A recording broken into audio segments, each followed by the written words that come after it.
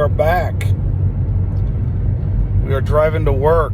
Same video. Look at that's downtown Cincy. That's where we're from, baby. That's beautiful.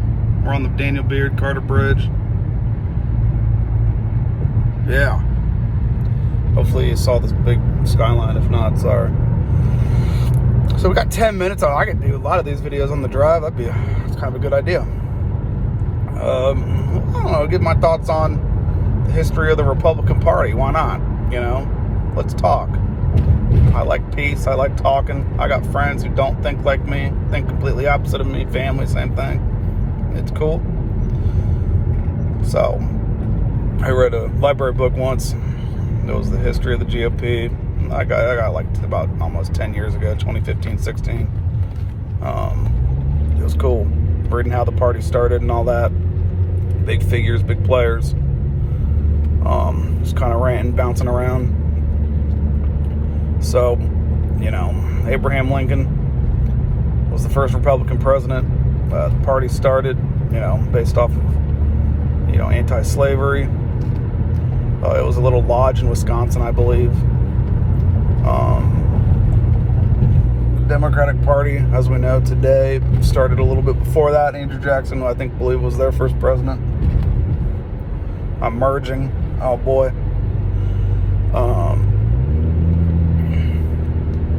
So, yeah, and then Frederick Douglass was a Republican. They got a lot of African Americans, the Dixie Democrats, the Ku Klux Klan, historically Democrats back in the late 1800s. And this goes to how a lot of Democrats did not vote for the Civil Rights Act and all that. A lot of Republicans did. Just look that up. So yeah, after Abe Lincoln, then Grant, Ulysses S. Grant was a great Republican president. He has gained historical favor in the last few decades. I read his big biography, Grant, by Ron Chernow. You can get that from the library. Huge book. Fascinating book. He lived in our area, around Covington, Kentucky, in the Cincinnati area. His in-laws, so his wife's parents, lived out in Missouri or something, out west, and they were big slave owners, big Confederates. So talk about family turmoil and inner politics on that. Whoa, I did not know that fact. It was really cool reading about that. Yeah, Grant, big legend. And then after that, speaking of big legends,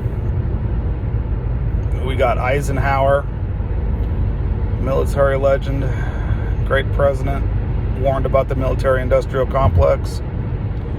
I like Ike. I know my grandpa met him when he was in World War II in the Army. My grandpa voted Republican his whole life. The other grandpa voted Democrat his whole life. Funny enough. And they loved each other, so that was cool. Let's see more of that today, you know what I'm saying? So yeah, Eisenhower. And then we had Nixon, phenomenal president. Watergate was inside job. It was a scam. It was a fraud. Compared to the stuff Obama did, no way. Nixon, they ran him out. It was the deep state wanted him out of there. Look, he will be vindicated through history. Nixon. I liked him. Reading more about him, we'll find out that he was pretty good. And he was a pretty good president. He dominated re-election. It was the biggest re-election, like his re-election and Reagan's re-election, massive. And then Nixon, after the presidency, was the elder statesman. What a great role he was in. And then, of course, like I mentioned, Reagan, him, Margaret Thatcher, and Pope John Paul II, ending communism. What a great time I was not born during Reagan's presidency. I was born during Clinton's, when the Republicans had control of House, Congress, Senate.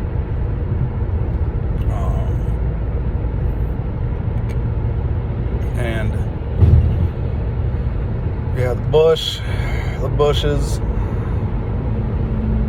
you know, hindsight's 2020. It's easy to criticize as an armchair quarterback. A lot of Middle East dabbling with old Bush. Read my lips, no new taxes. That cost old Bush his re-election. And then his kid, younger Bush, tried to fix his daddy's mistakes in Iraq, Afghanistan. What an absolute mess that was. Thousands dead. Horrible.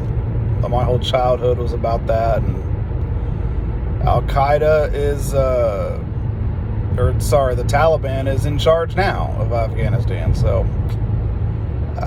that's the facts. Bush, unfortunately, didn't have much. It was the first couple months of his presidency, and then boom, 9/11 happened.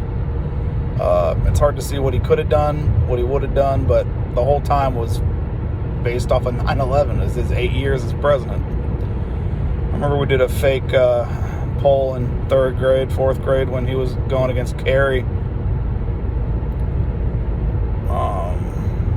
Because I barely remember the Gore election, but I remember 9/11. But now the Kerry election, I saw a thing, Kerry wanted to make school longer. So we were in class, and I was like, I wouldn't vote for him. He's going to make school longer. And the teacher was like, whoa. So I would have probably voted for Bush over Kerry.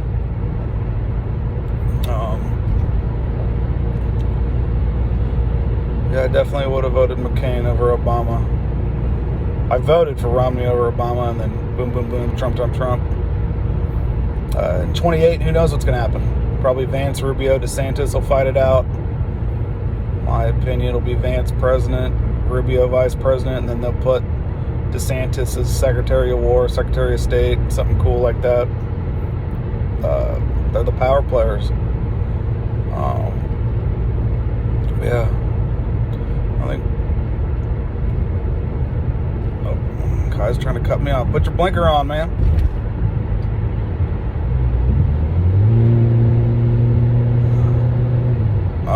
Sorry.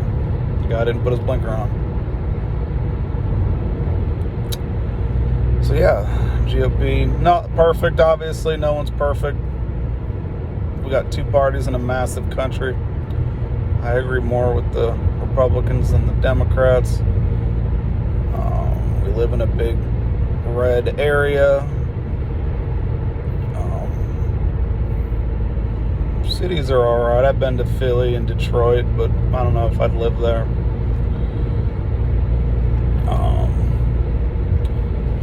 Yeah, there's lots of, we could bounce around all that, but yeah, the Republican Party, you know, after years and years of Democrat control with FDR and them, they had their big power in the 80s with Reagan.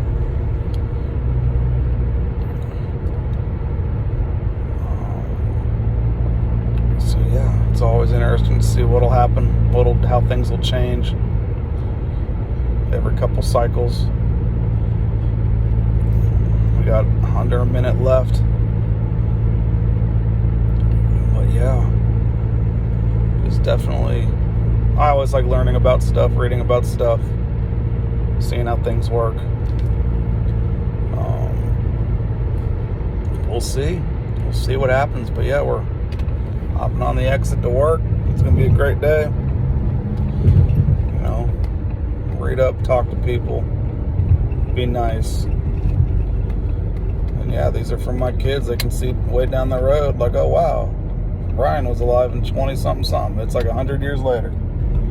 How about, and your comments too? They'll be on there too. All right, see you.